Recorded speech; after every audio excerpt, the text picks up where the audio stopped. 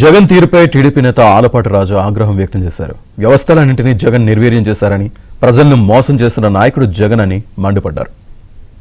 7 సంవత్సరాల్లో ఒక ముఖ్యమంత్రిగా పనిచేసినటువంటి వ్యక్తి ఈ రకంగా మాట్లాడే స్థాయికి దిగజారాడంటే నేను వేరేగా చెప్పాల్సిన అవసరం లేదు.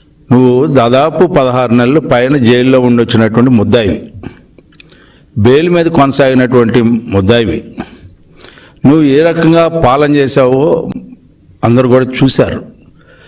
వ్యవస్థలన్నింటినీ నిర్వీర్యం చేసావు, విధ్వంసం చేసావు, ప్రజాస్వామ్య విలువలకి తిలోదకాలు ఇచ్చావు, రాజ్యాంగానికి విఘాతం కల్పించావు. అంతకుముందు చంద్రబాబు నాయుడు గారి పాలనలో రాజధాని లేనటువంటి రాష్ట్రానికి రాజధాని తీసుకొచ్చి, ప్రజా రాజధాని తీసుకొచ్చి, పోలవరాన్ని తీసుకొచ్చి ఆ రకంగా పరిశ్రమలు తీసుకొస్తే ఇవాళ ఏదన్నా ఒక్కటి ఉందా?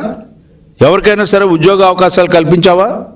జాబ్ ఇస్తానని చెప్పావు. ప్రతి జనవరికి నేను జాబ్ క్యాలెండర్ ప్రకటిస్తాను. జాబ్లెస్ క్యాలెండర్ ప్రకటించినటువంటి దుర్మార్గపు నీతిని అవలంబించినటువంటి నువ్వు కాదా అని చెప్పి నేను అడుగుతా ఉన్నా.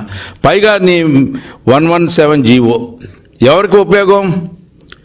నువ్వు నీ ఇష్టం వచ్చినట్టుగా వ్యవహరించావు. మెర్జర్ తీసుకొచ్చావు, 3, 4, 5 క్లాసులు అన్నావు, సింగిల్ అన్నావు, బెస్ట్ అవైలబుల్ స్కూల్స్ని తీసావు. టోటల్గా విద్యా విధానాన్ని నాశనం చేసి నాడు నేడు కేవలం అవినీతి చేయడానికి ఆ నాడు నేడు నిధుల్ని పూర్తిగా దుర్వినియోగం చేసినటువంటి నాయకుడు ఎవరైనా అంటే జగన్మోహన్ రెడ్డి అని చెప్పి చెప్పుకోవాల్సిన అవసరం